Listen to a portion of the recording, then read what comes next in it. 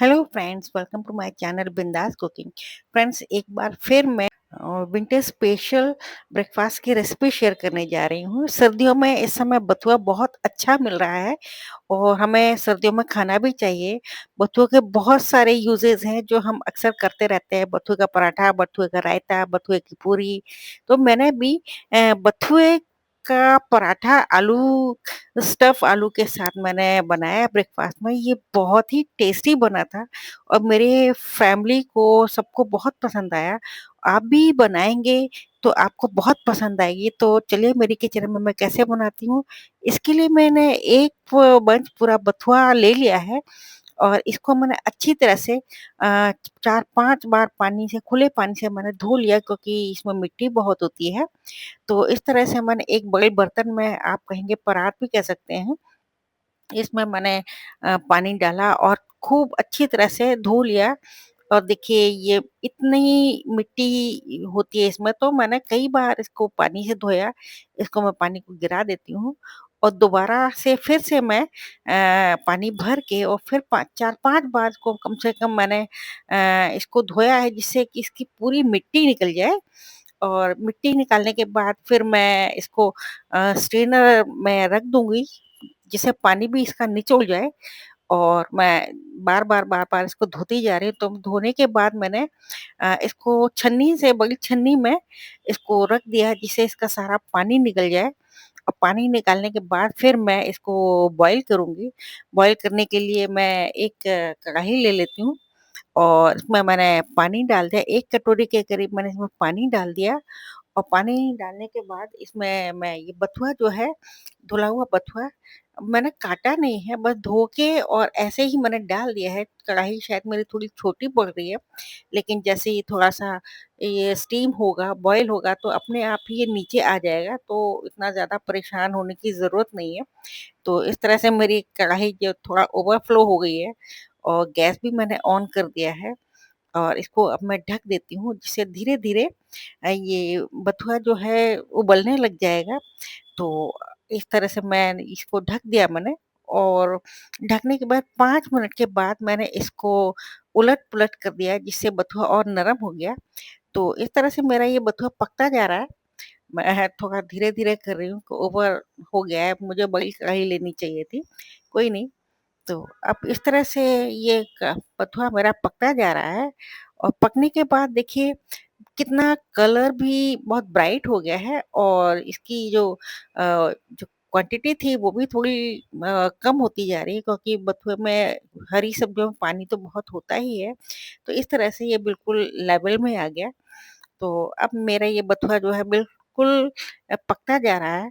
बहुत ज़्यादा टाइम नहीं लगेगा इसमें, 5-7 मिनट से ज़्यादा तो लगेगा भी नहीं कि बिल्कुल नरम भी हो गया, बिल्कुल पक चुका है। और अब मैं इसको ठंडा करने के लिए एक प्लेट में निकाल के रख दूँगी।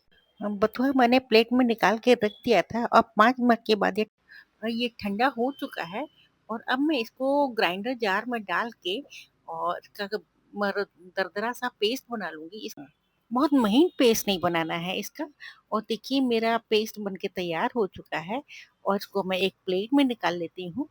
और जितना बचेगा उससे मैं आटा गूँथ लूँगी, आटा लगा लूँगी उसको। और ये देखिए मेरा पेस्ट हो गया और आटा मैंने ले लिया, 1 कप गेहूँ का आटा और चौथाई कप मिक्स आटा लिया है। इसमें मैंने डाल लिया और चम्मच से अच्छी तरह से पहले मैं मिला लेती हूँ। और अब मैं इसमें थोड़ा-सा मसाले भी डालूँगी।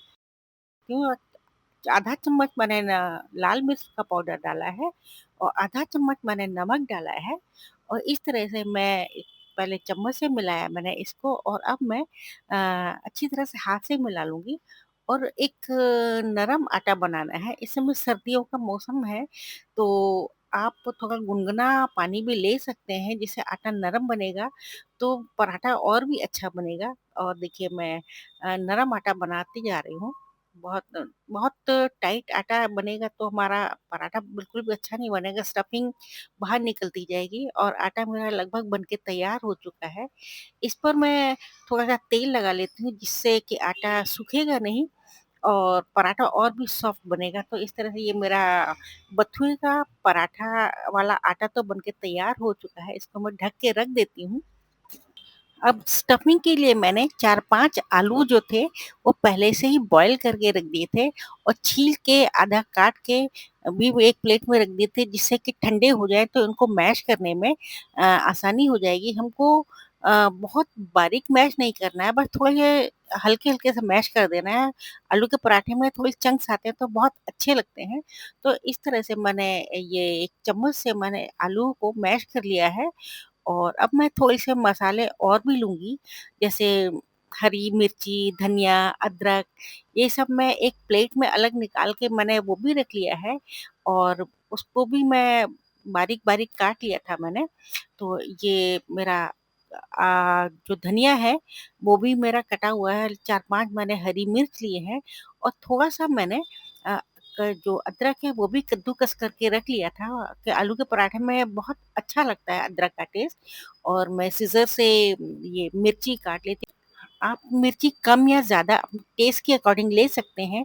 मेरी फैमिली में थोड़ा तीखा ही पसंद करते हैं, लेकिन फिर भी 2 मिर्ची मैंने बचा दी हैं।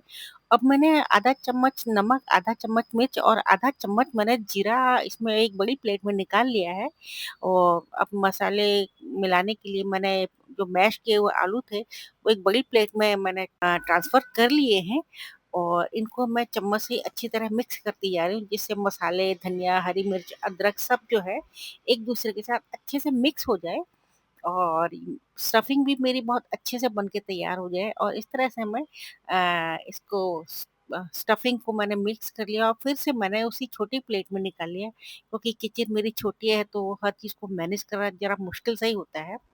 आटा मेरा बन के तैयार हो चुका है, अब मैं चकला भी मैंने रख लिया है और पूरा सेटअप मैंने कर लिया है पराठे के लिए। एक मीडियम से थोड़ी-सी बड़ी लोई मैंने ले ली है। अक्सर मैं पराठा जब भी बनाती हूँ तो मेरा ज़रा जंबो साइज़ ही होते हैं, मुझे छोटे पराठे बिल्कुल भी पसंद नहीं है। तो आप पराठा अपने अ, प्रेफ़रेंस के अकॉर्डिंग ही बनाइए, कोई ज़रूरी नहीं है बहुत छोटा, बहुत बड़ा। तो मैंने भी बड़ा ही पराठा बनाती हूँ, तो मैं उँगली और अंगूठे की मदद से इसको फैलाती जा रही हूँ और ये अभी इसमें मैंने एक अच्छा खासा स्पून जो भर के जो होती है, वो मैंने इसमें रख लिया। स्टफिंग जितनी हम भरेंगे पराठा उतना ही मज़ेदार बनेगा। तो मैंने एक बड़ी चम्मच के साथ मैंने जो आलू की स्टफिंग थी वो मैंने भर दी और मैंने किनारों को मोड़ते हुए अच्छे से इसके जो मुँह बंद कर दिया, इसका बिल्कुल किनारे बंद कर दिए और मैंने सूखे आटे में फिर से इसको डस्ट कर लिया और मैं इसको फिर से मैं फैलाऊँगी, जिससे कि हमको बेलन कम से कम चलाना पड़े। मैं पहले उँगलियों से, हथेलियों से इसको बराबर फैला लेती हूँ और फैलाते हुए देखिए मैं उँगली और अंगूठे की मदद से मैं इसको आराम से फैला रही हूँ। हाँ, और अब मैं बेलन से इसको बेल लूँगी। इससे पहले मैंने एक बार फिर से सूखे आटे में डस्ट कर लिया है, जिससे कि पराठा जो है मेरा चकले के ऊपर चिपके नहीं। तो मैं बना लेती हूँ। मेरा पराठा आप देख ही रहे हैं, बहुत अच्छा खासा बड़ा साइज़ होता है, तो सावधानी से पराठा बनाती जा रही हूँ और मेरा पराठा बिल्कुल भी फट नहीं रहा है, बहुत अच्छे से बना है, क्योंकि स्टफिंग भी मैंने ठीक-ठाक से मैश की थी, बहुत बारीक भी नहीं, बहुत मोटी भी नहीं। तो इस तरह से मेरा ये पराठा बन गया है और अब मैं तवे पर इसको डाल देती हूँ। ये मीडियम हॉट तवे पर ही डालना है। बहुत गरम तवे पर डालने से पराठा नीचे से जल सकता है और अंदर से कच्चा रह जाएगा, तो पराठा सेकने में मज़ा नहीं आएगा। और अभी मैं दूसरा पराठे की लोई भी ले लेती हूँ, वो भी सेम मेरे उतनी ही बड़ी है और आटे में मैंने डस्ट कर लिया है और फिर से मैं उसी तरह से उँगलियों की मदद से और हथेली की मदद से मैं इसको फैलाकर उतना ही बड़ा पराठा मैं बना लूँगी। फ्रेंड्स, अगर आपको मेरी ये छोटी-सी रेसिपी पसंद आई हो, तो आप मेरे चैनल को सब्सक्राइब कीजिएगा, लाइक कीजिएगा और कमेंट कीजिएगा और बथुए के और भी बहुत सारे यूज़ेज़ होते हैं, वो आप मुझे प्लीज़ बताइएगा। आप बथुआ का कैसे यूज़ करते हैं और क्या-क्या आप बनाते हैं या खाते हैं? ऐसे में सर्दियों के मौसम में बथुआ तो बहुत अच्छे से आता है तो हम तो बहुत ज़्यादा बथुए का यूज़ करते ही करते हैं और वैसे भी इसके हेल्थ बेनिफिट्स तो बहुत ज़्यादा होते हैं। तो जहाँ तक हो सके सीज़नल ग्रीन्स का, सब्जियों का तो यूज़ करना ही चाहिए। और देखिए मैं ये दूसरा पराठा भी मैं उसी तरह से बना रही हूँ। आलू थोड़ा-सा चिपक रहा था तो मैंने अंगूठे को आटे से थोड़ा-सा डस्ट कर लिया और फिर से मैंने उसी तरह से पराठा बना लिया।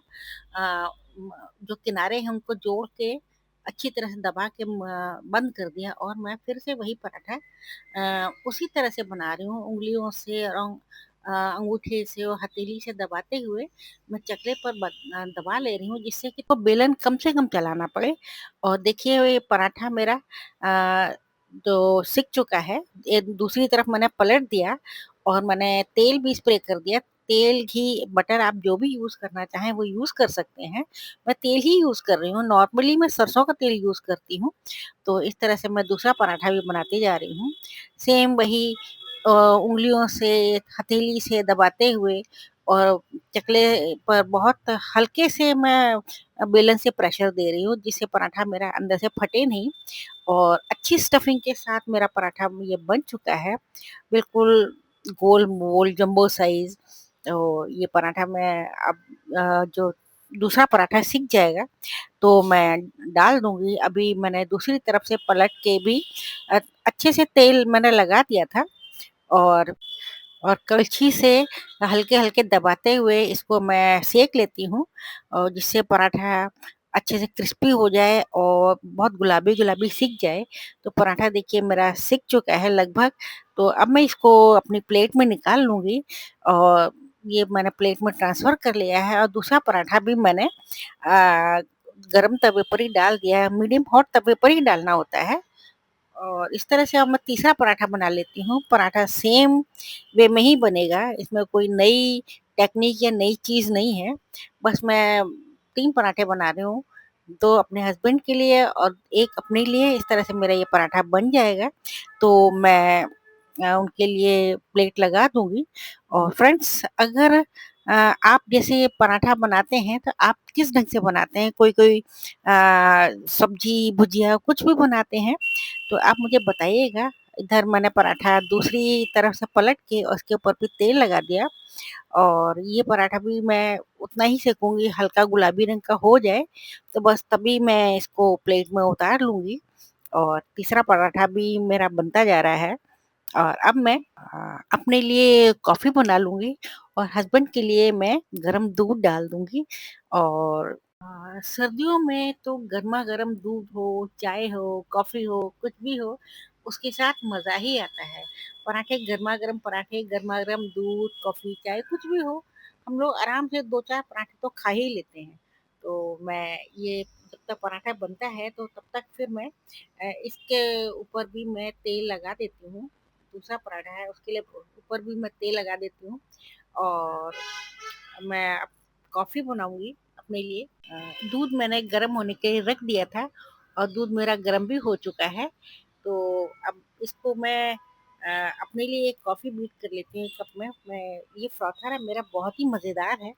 इससे 10 सेकंड में कॉफ़ी बहुत अच्छी से बीट हो जाती है। मेरी कॉफ़ी बीट हो चुकी है और इसको मैं अब बाजू में रख देती हूँ और कप में 2 कप में दूध निकाल लूँगी मैं और इधर मेरा ये तीसरा पराठा भी मेरा बन के तैयार हो चुका है गोलू-मोलू सा। इसके ऊपर भी मैं तेल लगा दूँगी और इस तरह से पराठे मेरे बन चुके हैं। ब्रेकफ़ास्ट मेरा बहुत यम्मी सा बन के तैयार हो चुका है और मैं इसको प्लेट में लगाने जा रही हूँ। और इधर मेरा जो दूध था वो भी बहुत अच्छे से गर्म हो चुका है, तो मैंने 2 कप्स में निकाल लिया है। 1 कप मैं अपने हस्बैंड के लिए दूध ही रखूँगी और मैं अपने लिए कॉफ़ी डालूँगी जो मैंने बीट करके भी रखी है। तो ये देखिए कॉफ़ी मेरी डाल दी मैंने और मेरा मज़ेदार कॉफ़ी भी बहुत अच्छी-सी बन के तैयार हो चुकी है। एक प्लेट में मैंने 2 पराठे हस्बैंड के लिए लगाए हैं और अपने लिए मैंने 1 पराठा लगाया है और अब मैं इसको एन्जॉय करूँगी। फ्रेंड्स आप भी बनाइए, खाइए और सर्दियों का मज़ा लीजिए और मैंने अपनी प्लेट में घर की बनी हुई धनिये की चटनी भी रख ली है, बहुत मज़ेदार लगती है मुझे। धनिये की चटनी मैं हमेशा अपने फ्रिज में रखती ही रखती हूँ। तो इस तरह से मैंने अपने लिए ब्रेकफ़ास्ट की प्लेट लगा ली है, कॉफ़ी, बथुए आलू का पराठा और धनिये की चटनी बहुत ही मज़ेदार और यम्मी लग रही है और अब मैं इसकी एक बाइट लेने जा रही हूँ। धनिये की चटनी मैंने ले ली है थोड़ी-सी और मैंने बाइट ले ली फ्रेंड बहुत ही टेस्टी बनी है, बहुत ही मज़ेदार मैं क्या ही बताऊँ और कॉफ़ी तो मेरी और भी मज़ेदार है, मैं कॉफ़ी बहुत पसंद करती हूँ। तो फ्रेंड्स मैं एन्जॉय करने जा रही हूँ, आप भी बनाइए, खाइए, एन्जॉय कीजिए और मुझे बताइएगा मेरी ये रेसिपी आपको कैसी लगी और बहुत जल्दी एक नई रेसिपी के साथ मिलती हूँ, सिंपल सी रेसिपी होती है मेरी। तो अगर आपको ये पसंद आती है तो मुझे कमेंट बॉक्स में ज़रूर बताया कीजिए, तब तक के लिए अपना ध्यान रखिए। Thank you so much.